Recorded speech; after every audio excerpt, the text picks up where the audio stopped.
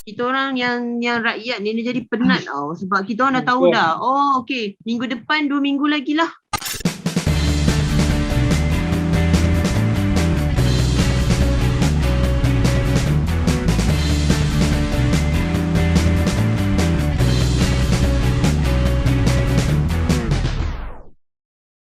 Selamat datang ke Projek Sarawak Podcast. Hai, Aku Firul. aku Irul. Hai Kak Aidil. Korang macam mana, sihat? Alhamdulillah sihat. I dah separuh gila dah ni. I tak nak lah PKP ni. I boleh gila you tahu tak? You dah I berapa don't know hari? what to say. You dah berapa hari tak masuk office? I dah 10 hari. Congratulations. Congratulations. This celebrate. I mean congratulations because you survive dah masa 10 hari ni. Even every day lately lah kita banyak dengar kes orang bunuh diri kan. Orang hilang apa? I baru nak cakap topik tu.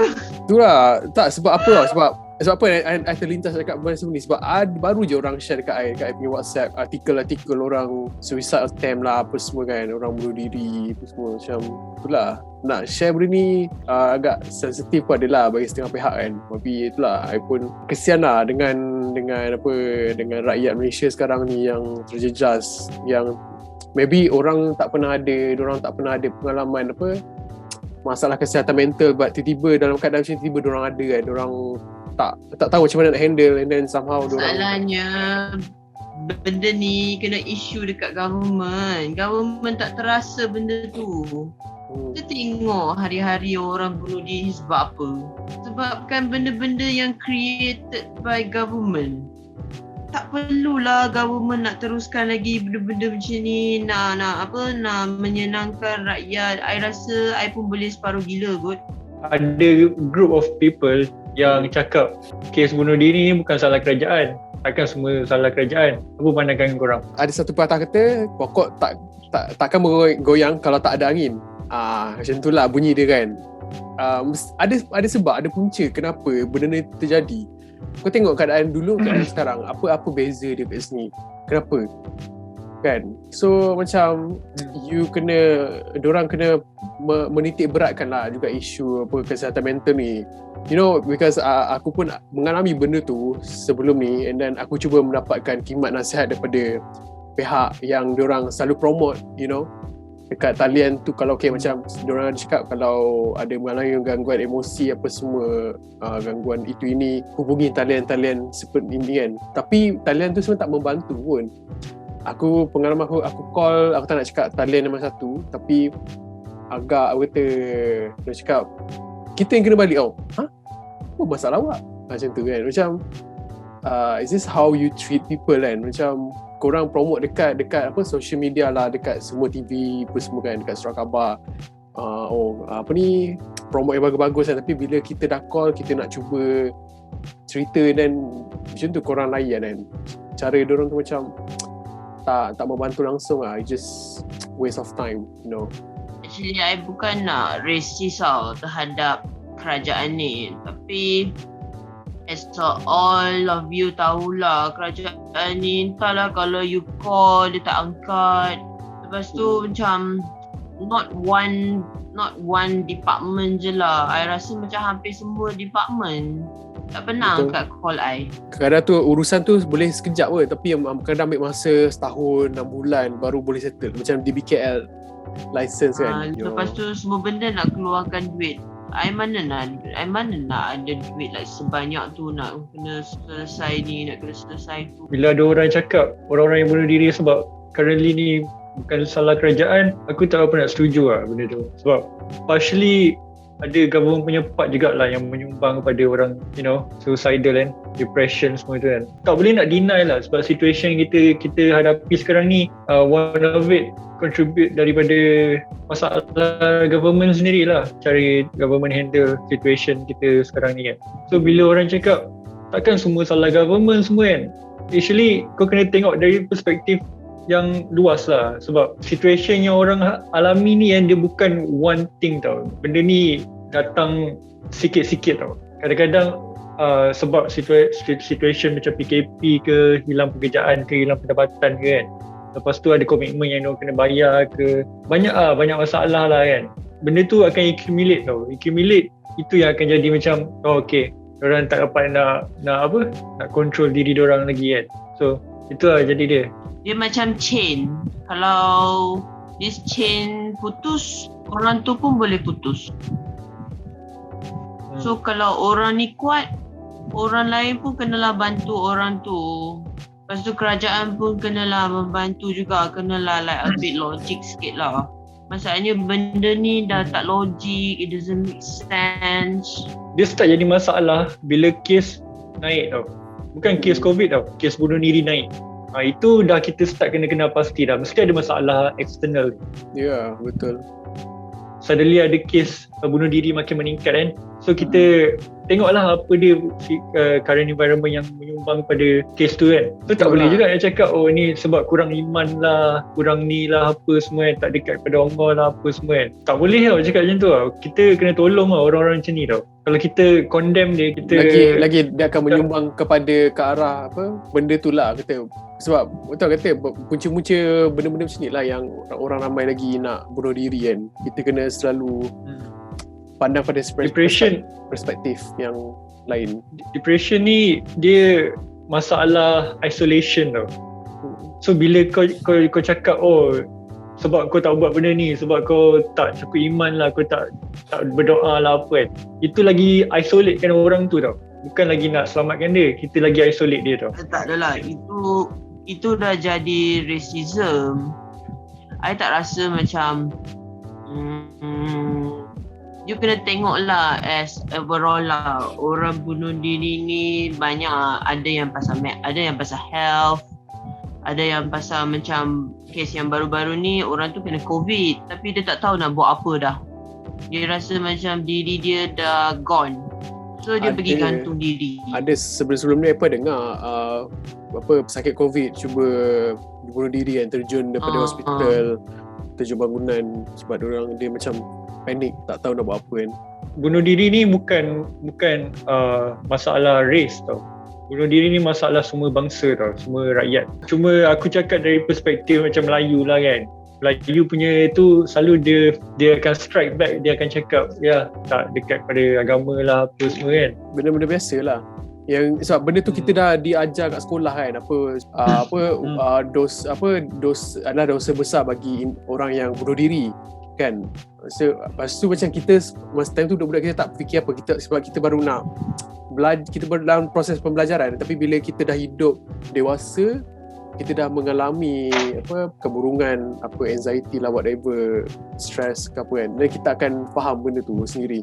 So macam tak adil bagi seseorang yang dilabel orang yang bunuh diri tu confirm lah akan masuk neraka kan.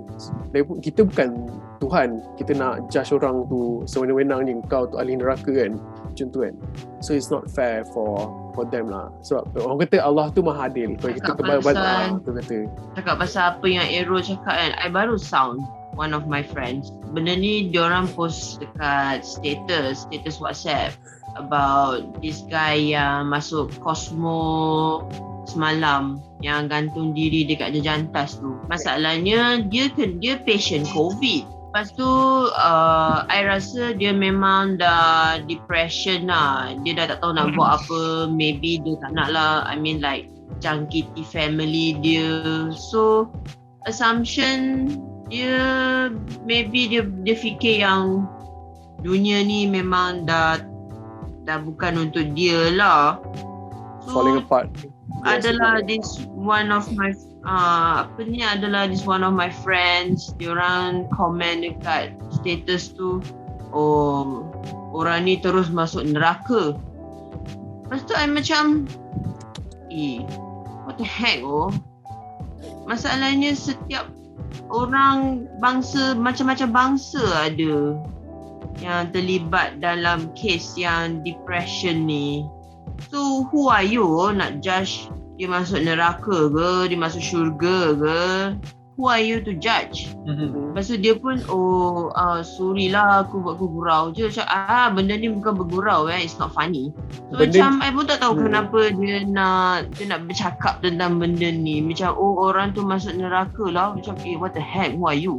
Dia benda ni pemikiran yang macam ni kan, macam mentality yang tak sihat macam ni, maksud I orang yang judge lah. Diorang secara tak langsung kan, kalau benda ni tak diberi pembelajaran yang sepatutnya lah. I mean kita kena beri educate kita punya new generation, anak-anak muda yang baru ni lah kan, kata supaya diorang tak jadi macam apa yang kita belajar dulu. Maksudnya diorang dah set dalam minda diorang, bunuh diri it's ahli neraka. No, it's not like that lah. I think kita yang ni pun kena menjadi peranan penting lah untuk deliver untuk menyampaikan benda yang betul, benda yang positif lah, untuk supaya benda ni tak berlaku pada orang lain. Dia nak kata orang tu tak adalah stupid, right? I rasa macam yang kawan I ni dah belajar cukup tinggi dah, tapi dia buat stupid lah. So dia deserve to call stupid, right? So macam kalau kita nak mengajar orang yang stupid macam ni, I rasa macam buang idea je lah.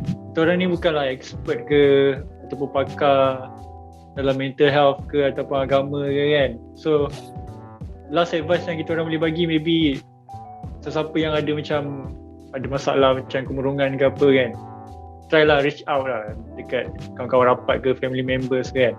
Kita tak tahu korang apa yang korang lalui kan. Ada siapa boleh tahu apa yang kita lalui kan. Cuma one thing lah, kalau boleh reach out, kalau boleh share lah kan.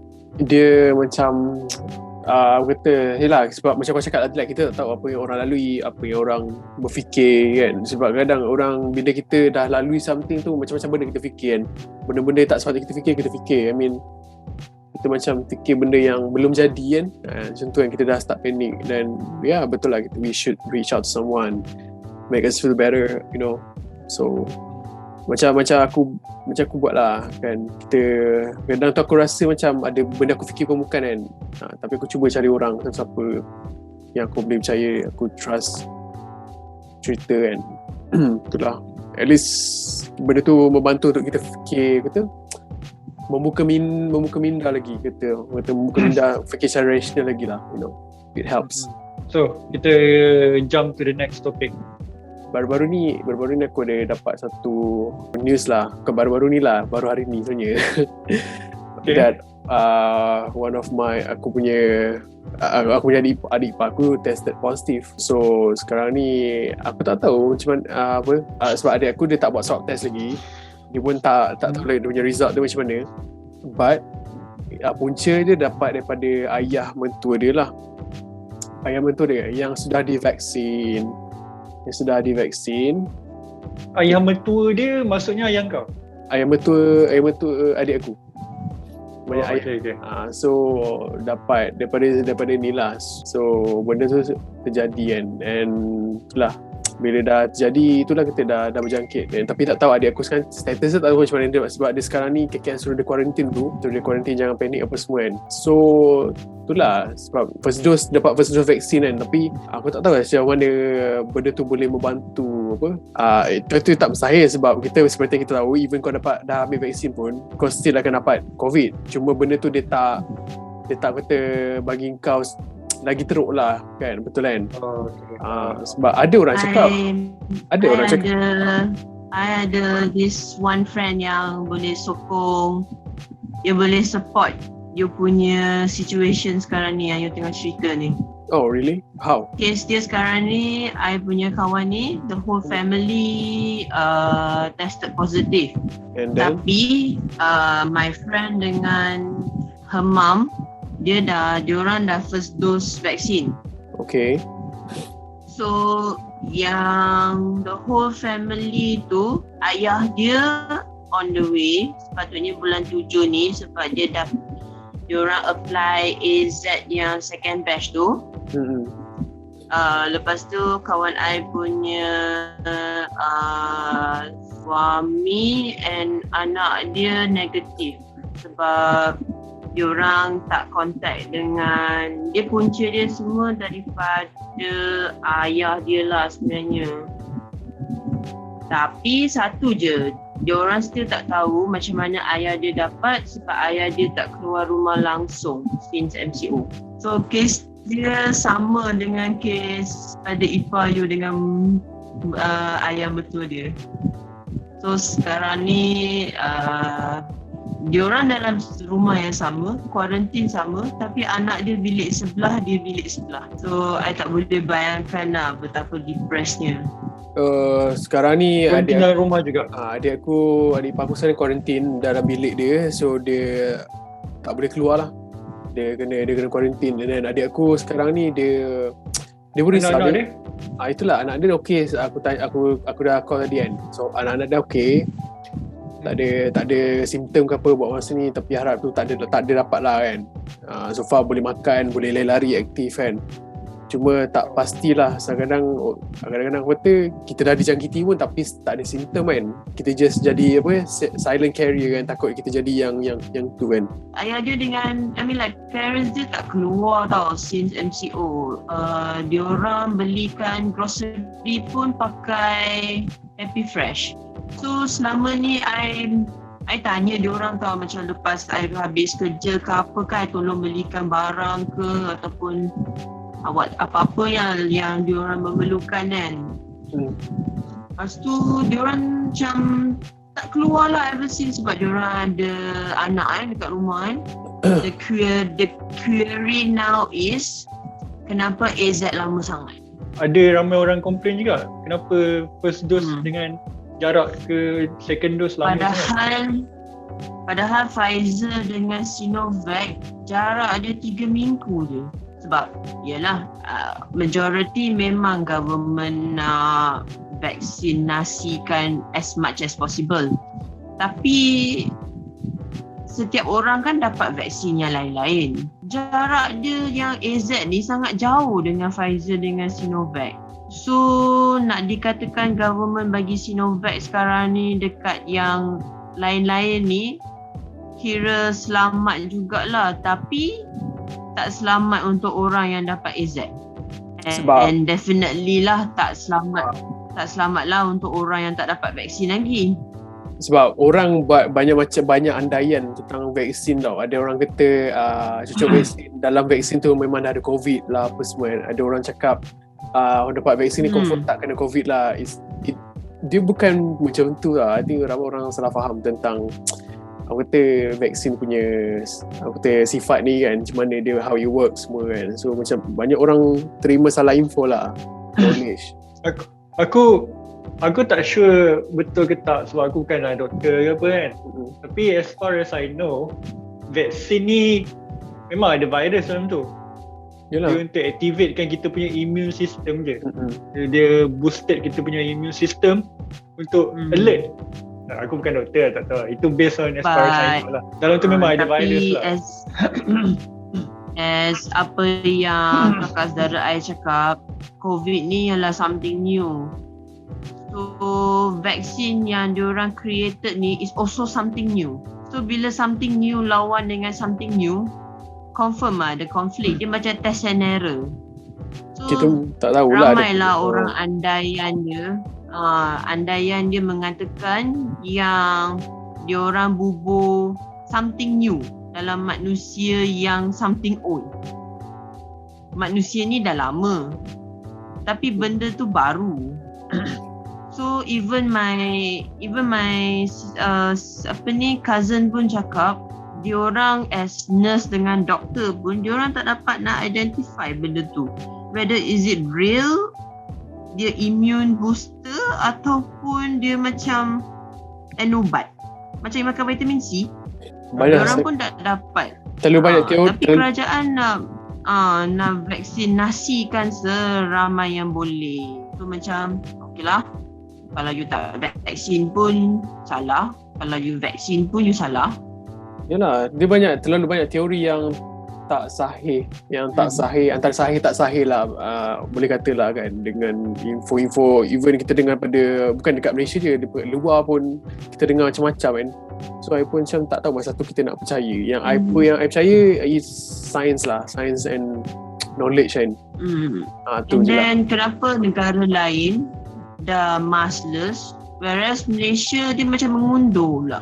Kawan I dekat Australia tu dah bebas dah. Diorang dah buang mask, diorang dah buang stiker social distancing.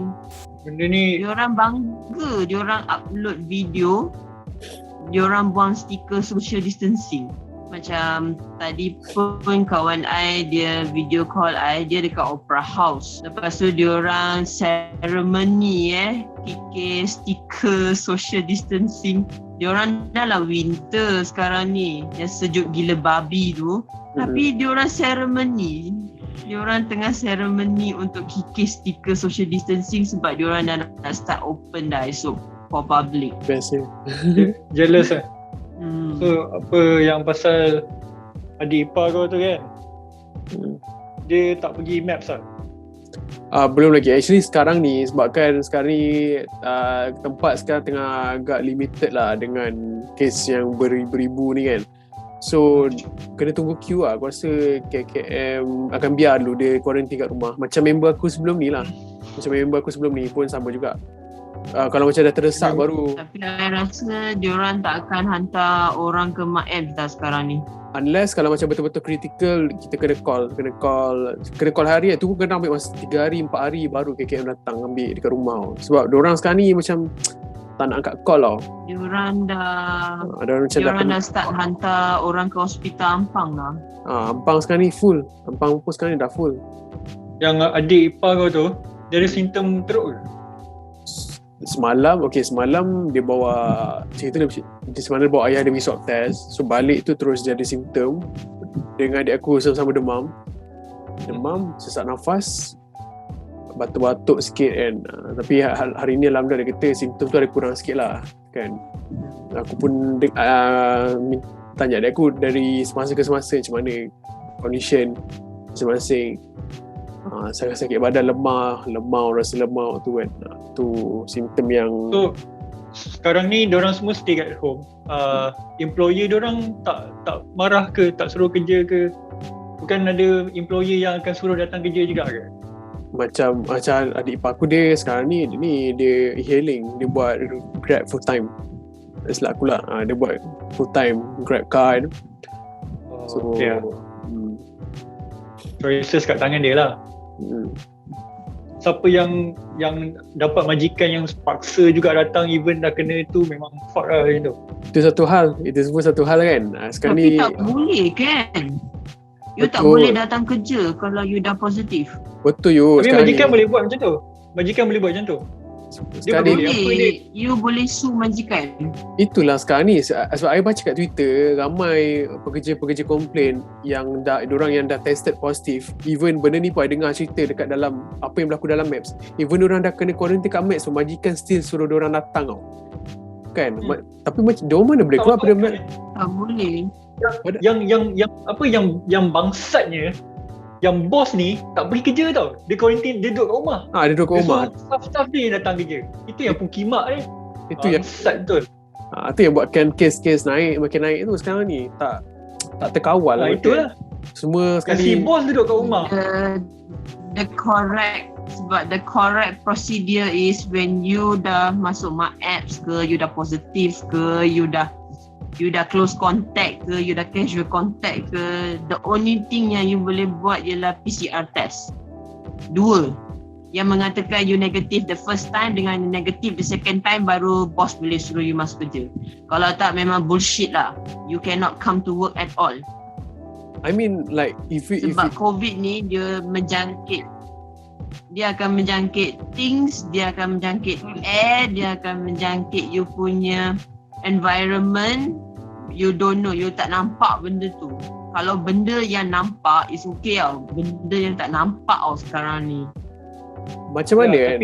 Tapi memang ada yang employer yang ikut rule tu tau. Tapi masalah yang ada juga employer yang tak ikut rule tu tau. Dia akan suruh staff datang kerja juga. Bullshit lah. Dia akan Memang suruh go to staff hell datang. lah bos macam tu. Dia akan Sekarang suruh ni staff datang kerja juga. Even staff tu ada positif ke apa yang semua kan. Lepas tu kalau kita tengok dari pandangan staff tu pula kan. Staff tu kalau nak report kan, dah lah sekarang ni kerja dah makin tak ada. nak cari kerja susah, duit tengah sengsara semua kan. Diorang pilihan diorang pun kalau nak report pun ada risk untuk kena buang kerja. Bila buang kerja tu jadi masalah lain pula. Betul. So kesian lah dekat staff ni. Company orang tu dia akan rasa macam ditebing-tebing betul-betul nak mati lah. Company akan buang dia kalau dia report. Majikan end up kalau pun dia tak paling report, bayar. dia rasa macam dia salah gila. Itulah, diorang takut nak report. Mirul. Kenapa you ada pengalaman ke? Ada, I tengok banyak sangat cerita macam ni kan. Faham. Sebab I ada experience sendiri. So macam I memang tak boleh nak komen lah benda ni. Kau tengok yang benda-benda isu macam ni lah yang buatkan, aku tak tahu lah kenapa benda ni sekarang dah kecoh dekat social media. Kenapa government macam terlepas pandang benda-benda macam ni kan. Apa dia tak ambil tindakan, tak buat apa, tak imbu. Dia bukan government terlepas pandang. Masalahnya company tutup sebelah mata. Company sendiri tak report kepada government. So government nak buat apa? Government tak boleh nak pergi soal siasat satu-satu tau. Company tutup mata tau sekarang ni. So how you nak deny benda tu? I mean even kalau pun ada staff yang ada keberanian untuk buat report, diorang takkan disclose. Macam I pernah cakap, diorang takkan disclose nama staff yang buat report tu kan. Tapi diorang tak menang, diorang kalah tau. Yang report-report ni diorang kalah tau. And then the next day diorang kena buang. So apa kalau you dalam situasi tu lah, apa you akan rasa? Salah ke aku report? Kesian tau. Macam I experience tau benda tu. So I tak dapat nak tolong tau staff-staff I ni. Okay, kita terus ke topik seterusnya. Ini berkaitan dengan situasi negara juga, COVID juga, PKP juga. Tapi ini recently juga pasal bendera putih. Interesting. I baru nak cakap. Lepas tu Syirul dah cakap. Okay. So bendera putih ni basically is an idea coming from rakyat sendiri, netizen sendiri. Tak tahu siapa orang pertama yang usulkan cadangan ni. Tapi bendera putih ni adalah satu inisiatif lah sebagai rakyat untuk tunjukkan yang kita tengah susah, kita terbeban dengan keadaan sekarang ni. So jangan malu, jangan takut lah. Kita kibar bendera putih dekat depan rumah kita sebagai tanda yang untuk so that orang lain semua tahu yang kita terbeban dengan keadaan sekarang ni. So that orang sekeliling boleh tahu siapa yang kita nak tolong, siapa yang kita nak bantu. Aku rasa this initiative and is a nice gesture daripada rakyat untuk rakyat lah. Nak harapkan government pun tak boleh nak tolong tau. At the end of the day kan, inisiatif yang daripada rakyat sendiri juga lah yang dapat tolong ni kan. Benda ni bukanlah macam besar sangat pun. Cuma benda ni dekat dengan jiwa lah, dekat dengan rakyat lah kan. Kita tahu dah keadaan macam ni kan. Ada sense of community tu lagi strong lah. So apa pendapat korang? Apa kau punya take pasal bendera putih ni? Bagi aku dia sangat membantu. And then aku agak terharu lah even tengok ramai orang yang support benda ni kan. So aku rasa terharu lah sebagai rakyat Malaysia kan. Ada niat nak saling membantu each other kan. So kalau boleh aku pun nak tengok lah siapa rumah mana yang ada kibar bendera putih kan. Nak tengok berapa ramai yang buat benda tu, yang ada keberanian untuk. Sebab aku tahu ramai yang malu, yang macam macam dia kemungkinan ramai ada orang yang malu nak meminta bantuan kan. Tapi dalam keadaan macam ni kita tak boleh malu sebab semua orang mengalami situasi yang sama, keadaan yang sama. Kira macam benda ni sama-sama kita tengah terbeban dengan keadaan sekarang kan. Betul. Even golongan M40 M40 pun ada yang terjejas teruk sekarang ni. I bersokong yang bendera putih ni sebab tak silap I dulu internationally ada awareness pasal white flag ni. Oh ya? Yeah. Kalau you all ingat lah. I tahu benda ni yang bendera putih ni sebab uncle I dekat US, diorang ada awareness tentang white flag ni once upon a time. Masa tu diorang ada drop in negara punya saham. Kalau you all ingat yang tentang sugar punya condition, ingat tak dulu? Diorang pernah ada awareness tentang white flag ni. So bila I nampak pasal diorang kibarkan white flag sebab diorang support actually untuk turunkan harga sugar. Sebab dulu once upon a time sugar was very high. But this is a different situation lah. Yang ni sebabkan awareness tentang betapa susahnya rakyat kita. So when I notice about this awareness tentang white flag ni, yes indeed, you janganlah rasa bersalah ataupun you rasa like malu untuk kibarkan white flag tu depan rumah you kalau you betul-betul in need. Sebab I rasa memang ada orang yang akan tolong you. Sebab sekarang ni bukan minority tu yang susah. Majority dah sekarang susah. So kalau yang mana-mana yang perlu kan kita join benda ni jugalah. Okay lah. Macam biasalah bila ada benda macam yang bagus macam ni, bendera putih punya movement macam ni kan, akan ada lah anasir-anasir yang akan cakap benda ni tak bagus. So one of the things yang aku perasan kan, aku rasa ni wakil rakyat daripada parti PAS kot, kena berdoa instead of menaikkan bendera putih kan. So what the hell? Aku macam alamak. Aduh. Sebab itulah susah bila ada community kita, rakyat kita yang sebegini. Macam mana kita nak control? Dalam kita berdoa tu kau, tapi tak ada usaha pun tak boleh. So dalam sambil kita berdoa tu kita kena ada usaha. Cuba bayangkan kalau macam kita stranded dekat atas pulau kan. So betul-betul ada api. Kita bakar api tu untuk mendapatkan orang nampak kita kan, macam kita bagi signal kan. So umpama dia macam tu lah. Takkanlah kita nak mengharapkan doa tapi tak ada usaha. Tak ada usaha. Bendera apa yang kita kibarkan? Putih kan? Putih bermaksudnya help. Apa bodoh lah orang tu. Dia senang tau bila nak bagi apa solution, suruh berdoa ni kan.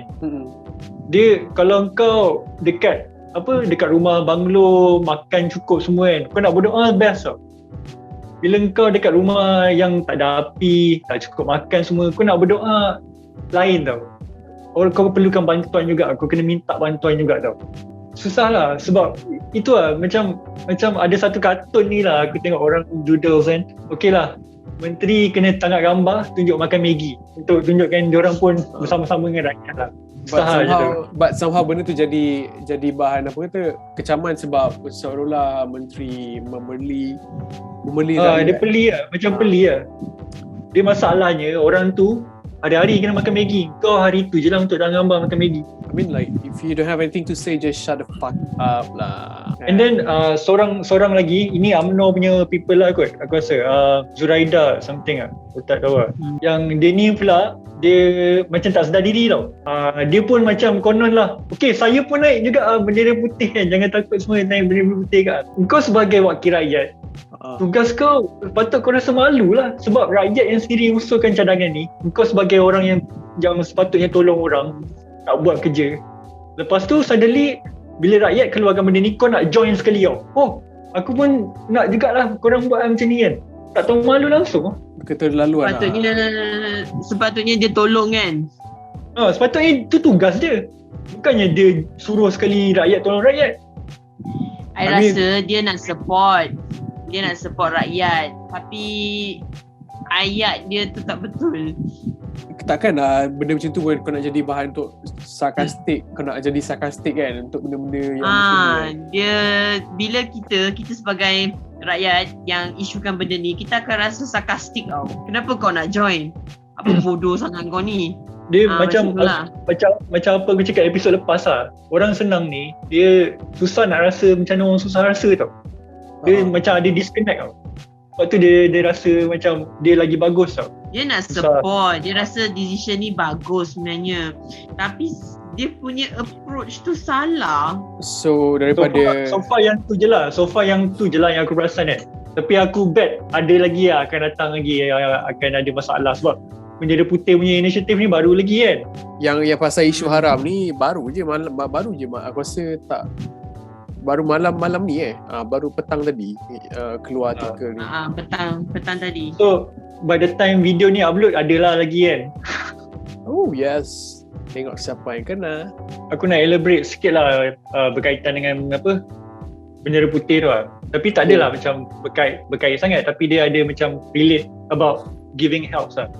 So yang aku rasa last 2 days kot ada pasal ustaz dekat Sabah yang bagi bantuan beras and all that dekat pendatang asing kan. And then dalam video ni tengah dah viral lah, ustaz ni dia riak, dia aibkan orang. Dalam video ni awalnya dia cakap kamu tahu tak saya beli beras ni semua berapa, saya bukan YB, saya bukan wakil rakyat, saya bukan ni pun, saya bukan nak beli, nak ambil undi semua kan, saya ni nak tolong awak semua kan. Awak tahu tak beras ni saya beli berapa, kalau awak kali jadi dah jadi 1,000 lebih tau semua kan. So saya nak dengar, saya nak minta satu je daripada awak semua kena semayang. Aku macam okay, at that point aku dah start macam okay dah kan. Lepas tu bila dia start soal one by one, suruh baca doa kunut lah, suruh baca ni lah, semua baca tu kan, itu dah start jadi lain dah. Itu dah start macam aib kan dah. Bila kau nak tolong orang tapi kau treat orang macam tu, itu dah lain dah tu. Kau dah treat orang tu macam orang tu bawah daripada kau. Itu dah aku dah lost respect lah. Aku dah lost respect habis-habis lah. Kau derma lah banyak mana pun, tapi bila kau layan orang macam tu, macam orang tu bawah kau, memang aku hilang respect lah dekat orang tu. Teruk lah. Orang keadaan tengah susah sekarang ni tau. Lepas tu kau buat orang tu macam orang tu tak ada maruah, memang teruk tau. Sebab tu lah kenapa orang start follow Abid Liu. Disebabkan lah orang-orang yang sebegini, yang tak menghargai, yang menurunkan martabat orang, suka merendahkan orang lain kan. Nak tolong ni, tapi memalu, cara dia tolong tu tak menghalalkan cara, niat tak menghalalkan cara. Yes, yep.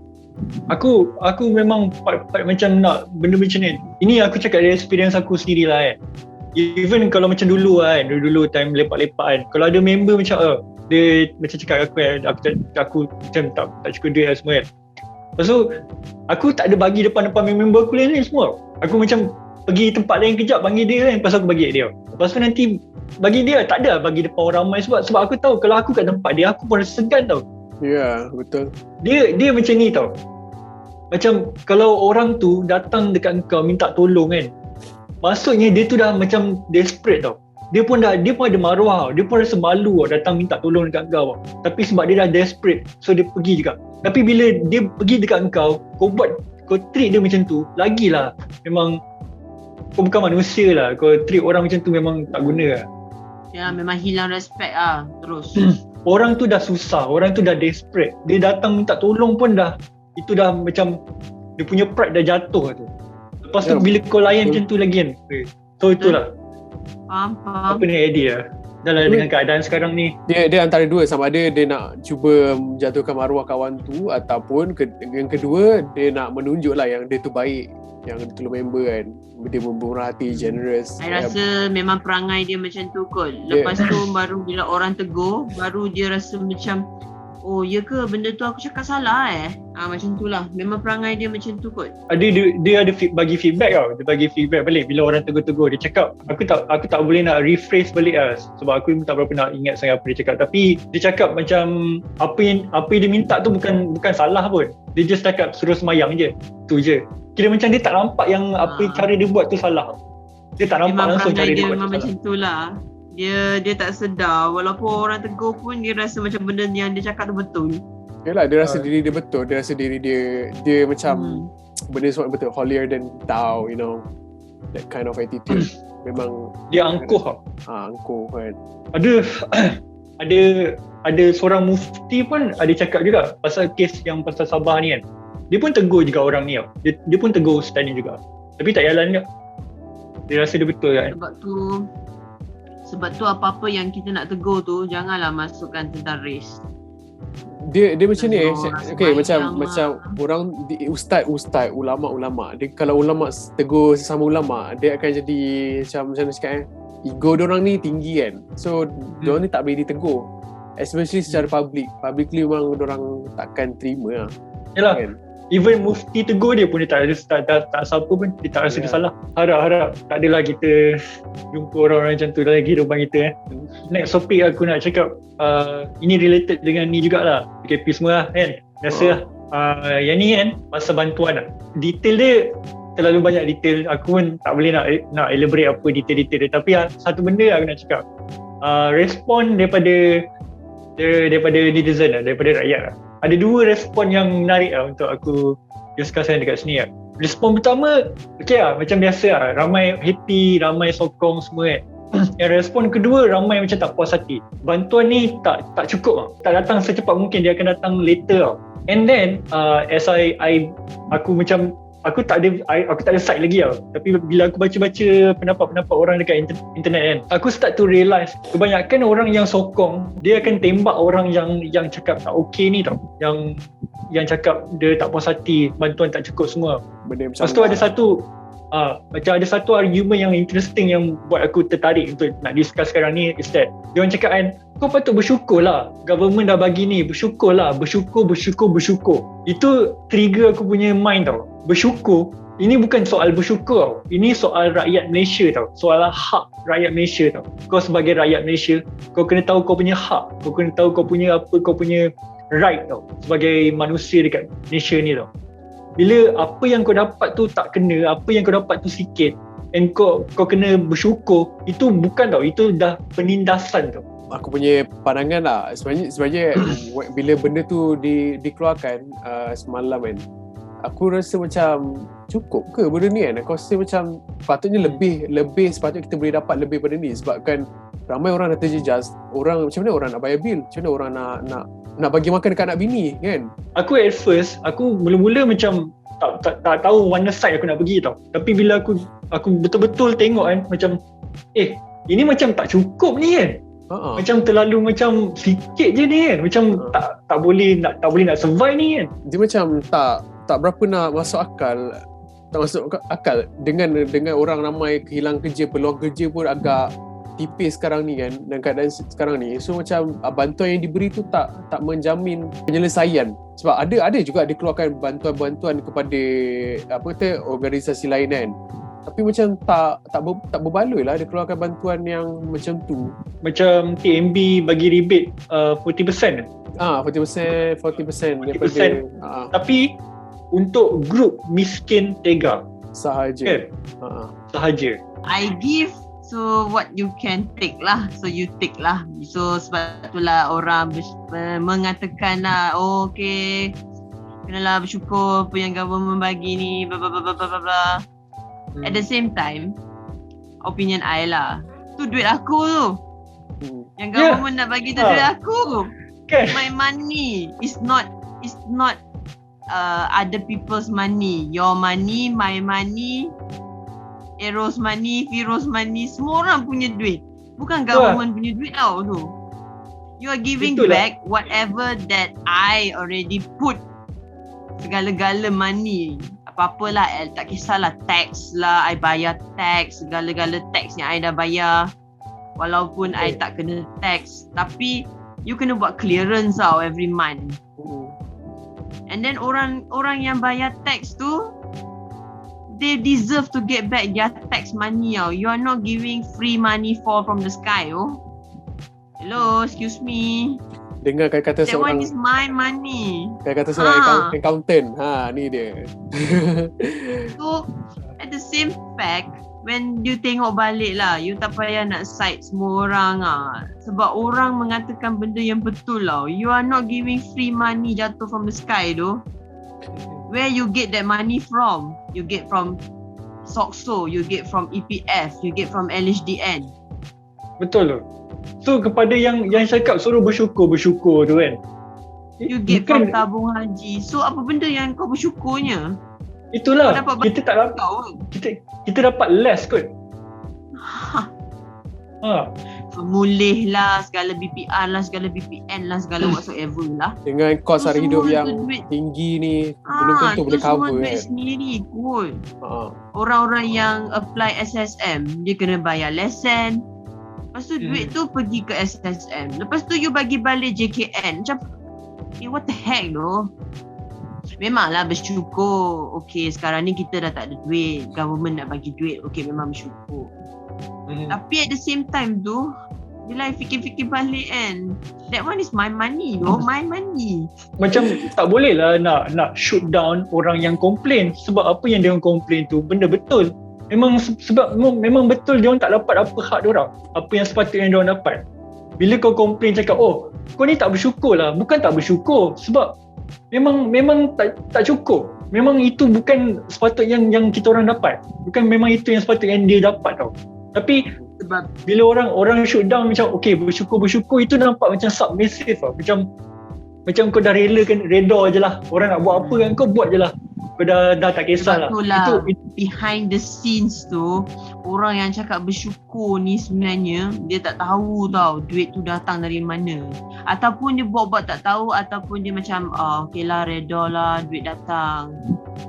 Kita apply je kan, isi form, masukkan bank account. Oh duit masuk dah. Okay lah, government bagi duit. Yang tak terkesan ni boleh lah cakap macam tu kan. Tapi bila orang tegur, kau tahu tak duit tu datang dari mana? Baru macam orang tu, lah betul lah, duit tu duit aku. Dia baru macam trigger balik tau. Government ni datang duit daripada mana? Daripada sales ke? Tak. Sebagai consumer, you beli barang, duit tu kan pergi kat government. Dia rolling balik. Government roll balik duit tu dengan segala-gala nama yang cantik lah. BPR lah, BPN lah, BPS lah, BSH lah, whatever lah. Yang tu pun satu juga. Paling awal dapat pun apa-apa segala bantuan lah. Paling awal dapat pun bulan Ogos kan. Yang tu BKC pula. Dah macam KFC lah. Yang KWSP tu apa sekarang yang ada Citra Lestari. Ai Lestari lah, ai bunga dia start dengan Aisina dulu, bagi sinaran sikit. Lepas tu dia bagilah bunga Citra Lestari. So ai bunga later later. Ai bunga tu dari interest. Ai bunga tu kita kena bayar balik. Ada interest. Itu konsep dia. Betul, sebab tu nama dia bunga. Kita kena bayar balik. Bunga itu apa? Bunga itu interest. Interest tinggi je. Ai Lestari tak ada. Ai Citra warna kan. Pandai dia susun ai bunga kau siap lah kau. So yang paling latest tu pun August, and then the next one itu pun kita tak tahu juga sebab yang sekarang ni dia cakap akan ada lagi bantuan susulan kan. Dia so, August lah. Disember. So tak tahulah macam mana government ni kan. Hopefully bagilah kan, macam bagi bantuan yang secukupnya lah untuk selamatkan orang-orang kan. Aku pun macam dah penat tau, macam nak complain kan, benda tak ke mana kan. Kita pun dah macam dah jadi fed up. Ni berbalik-balik pada bendera putih tu kan. Bila ada movement yang bendera putih tu kan, aku rasa macam terharu, macam Aero cakap terharu kan. Aku pun terharu kat adalah macam rakyat yang bagus, so kita pun nak sokong juga benda ni kan. Lepas tu bila kita ingat balik, tapi ni sebenarnya sepatutnya government yang kena buat benda-benda macam ni, bukan rakyat sini yang kena tolong kan semua kan. So sekarang ni bila tengok bantuan-bantuan yang macam ni kan, ni aku tone down sikit lah. Aku cakap secara rasional lah. Kita dah dapat benda ni, lah daripada tak ada kan, lah ada benda ni kan. Tapi janganlah treat rakyat ni macam bodoh sangat kan. Kita tahu lah apa kita punya hak, kita punya right tau. So kalau boleh kan, hopefully bantuan susulan yang akan datang ni, hopefully lagi at the very least lah, lagi setimpal lah dengan apa yang bebanan yang kita orang kena face sekarang ni lah. Itu je lah last hope daripada aku. Aku kalau boleh tak nak complain lah kan, tapi every episode aku complain lah, tapi cuma nak tone down kan sikit, nak harap ni lah, aku cuba faham lah kan. Dia dah buntu dah, dia dah sampai tahap yang tak tahu nak buat apa dah.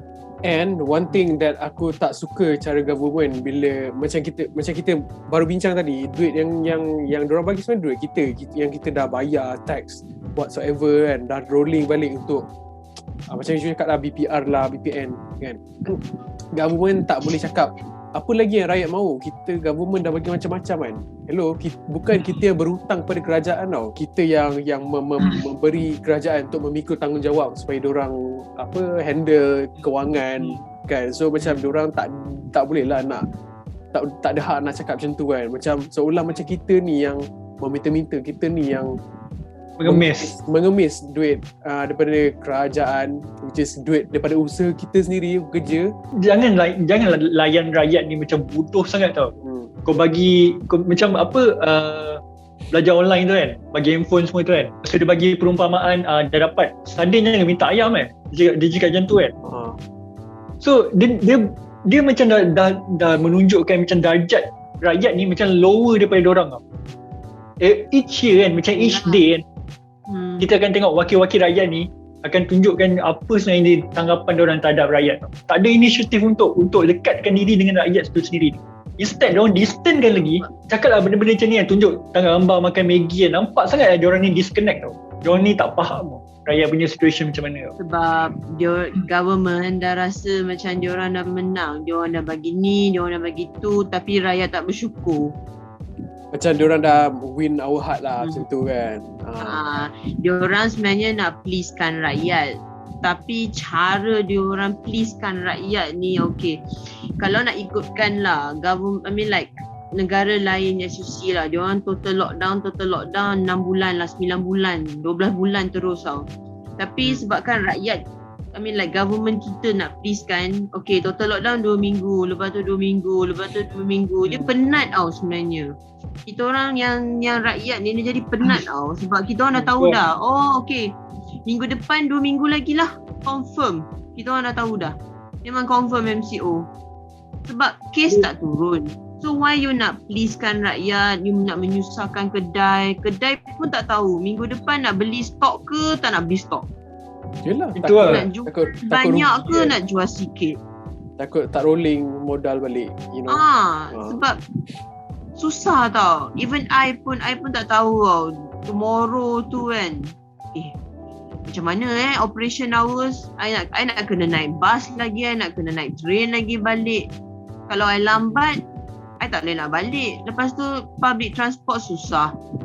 Dia menyusahkan rakyat tau. Minggu depan I dah tahu dah confirm MCO. Tapi operation hours berubah. Sekejap 8, sekejap 10. Lepas ni minggu depan 12. Macam susah tau. I rasa susah sangat. Senang I cakap dengan bos I kan. I tak payah kerja office lah, senang I work from home je. Sebab tu ada kes keliru saman tau. Ada kadang-kadang saman macam ni, orang tu kena saman, orang ni kena saman, lepas tu bila rujuk balik, mana ada boleh kena saman. Rakyat pun ada confused tau. Tanpa notice Polis lah. sendiri pun tak tahu nak buat apa dah. Dia pun tak tahu government nak buat apa sebenarnya. So korang ada apa-apa topik? Adil, you ada topik lain minat cakap ke? Topik ialah, so apa you all punya pandangan tentang carta yang dikeluarkan awal-awal MCO ni? Ni fasa 3, fasa 4 tu kan? Okay lah, based on bantuan yang diorang announce hari tu, based on apa yang diorang cakap tu, prediction aku is that PKP ni akan diteruskan until tahun depan. Itu aku punya prediction lah. Hopefully salah. Aku harap sangat aku salah. Tapi I tak rasa benda tu salah, Firul. I akan sokong dengan you punya prediction. I tak tahulah bila lah kita boleh turun 4,000. I tak rasalah benda tu akan mustahil lah. Correct me if I'm wrong. Tapi I tak rasalah benda tu akan turun. Yang sekarang ni apa yang dia ease down kan? Apa yang dikurangkan? Ada. Tak ada benda pun aku Semakin naik ada. Hari ni punya death pun dah 107. Hari ni kes naik 6k Kita sengsara for this 2 months ni buat apa? I tak tahu. You cuba brainkan benda ni Hari ni 58. Esok 6. Then after that dia jatuh 51. Lepas tu dia naik balik 58. I rasa something sangat fishy lah dekat sini. PKP apa? Lockdown apa? Kan? Dia punya I rasa kan kerusi yang dekat atas tu takkan goyang lah. Apa dia? Boleh lah. Orang tu tak nak turun. Siapa nak turun? Oh, okay, faham. Benda yang paling susah nak buka tu. Betul. So apa yang dia buat dekat atas tu. So you punya teori is that kemungkinan benda ni ada kaitan dengan ni lah, dengan position kuasa lah. Ada. Confirm ada. Kalau tak dia takkan usirkan semua segala-gala orang lah yang berkaitan, yang tak ada berkaitan dengan dia lah.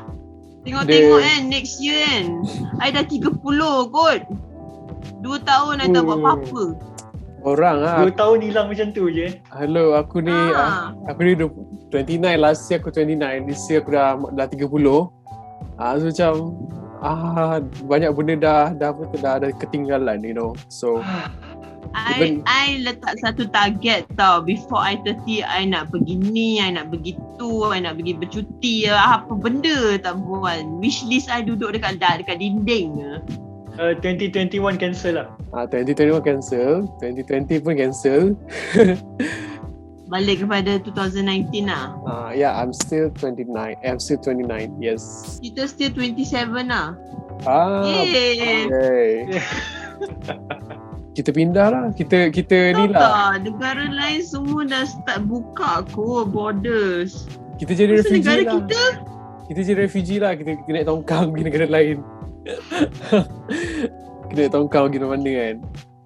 Dia songlap masuk Singapura lah. Kita declare as a refugee. Singapore still macam ni lah. Ada ni lagi kan, restriction lagi kan. Ada, cuma diorang tapi diorang dah free. Diorang lagi much better lah daripada kita. Diorang tak ada sekatan semua apa kan. Aku rasa diorang dah start tanya kot. Even I punya uncle siap tanya kot. Bila boleh masuk Malaysia, uncle nak shopping ni. Teruk lah. Tengoklah sekarang ni, kau tahu tak yang cerita yang bawah ni punya cerita yang ada golongan-golongan kayangan ni tak jaga SOP yang ramai makan durian dengan tak pakai mask ya, berkumpul boleh buah-buah ramai tu. Orang dengan tak jaga SOP. Datuk J tu. Apa dia? Datuk J ke? Ya. I pun tak tahu diorang tu golongan VIP. Bila I baca artikel tu baru I tahu. VIP diorang ni tak macam VIP pun perangai macam haram. Diorang kan mengaku, diorang minta maaf, diorang langgar SOP. Okay. Dia ada dua kes. Satu politician, satu lagi artis tu. Kan? Yang I tahu artis tu. Satu lagi politician. Yang politician, aku baca ni politician lah. Yang artis tu I tak tahu yang mana. Cerita yang artis tu. Yang artis tu Jamal Adila. Apa dia itulah Datuk J. So dua-dua insiden dia durian. kan Datuk J kan? Dia kan Datuk kan? Datuk Jamal Adila kan? So dua-dua insiden durian lah. Durian punya pasal. Dia minta maaf kot dengan public. Dia langgar SOP. Dia lupa benda tu SOP sebenarnya. Durian punya pasal semua SOP semua langgar. Durian lah. Punca. Sebabkan benda yang sedap tu dia lupa SOP. Okay weh, kita boleh end kot ni. Okay, untuk episod kali ni aku just nak ucapkan terima kasih kepada yang menonton, pada yang memberi komen, pendapat apa-apa saja. Aku appreciate. And then one thing, sekarang ni macam dalam keadaan sekarang ni kita membantu sesama kita lah kan, dari segi kewangan ke apa-apa saja, makanan ke, support secara emosi, support secara emosi kan. And then sebab ramai yang tengah struggle dengan diri sendiri, dengan apa jua lah aspek kita kan. So kita kena memainkan peranan diri kita sebagai individu, apa yang kita boleh menyumbang kan, apa yang kita mampu. So itu saja. Just personally, daripada hati I, kalau anyone yang tengah susah, please reach out to anyone yang you comfortable with, parents you, family you, friends and family you. Or kalau you rasa macam you nak talk to social media pun boleh, you boleh jadikan social media you, maybe you nak luahkan apa-apa yang you nak luahkan. Or maybe you daripada podcast kita ni, you boleh drop any comments. You can share with us what happened during MCO yang I tak tahulah yang keberapa ni. So this is only one of the thing lah yang kita boleh reach out lah kepada rakyat-rakyat. One of our social jugalah, you can talk to anyone. Macam kita orang bertiga bercakap pun boleh jadi gila-gila jugalah. Kita orang bukannya expert ke apa ke, pakar dalam drama ke, dalam kerajaan ke, dalam ekonomi ke, bukan. Kita orang bukan ni lah. Kita orang just voice outkan suara apa yang korang sendiri pun rasa kan. So kita amplify kan dekat podcast ni. Suara rakyat. We are sharing on what we experience daily. So hope that you guys ada any comments. And then stay safe, take care during this MCO. Janganlah ada yang beremosi, ada yang jadi gila ya. Ya, kita jaga kita lah. Yeah. Betul. Jumpa next episode. Guys. See you guys See you. next episode. Bye-bye.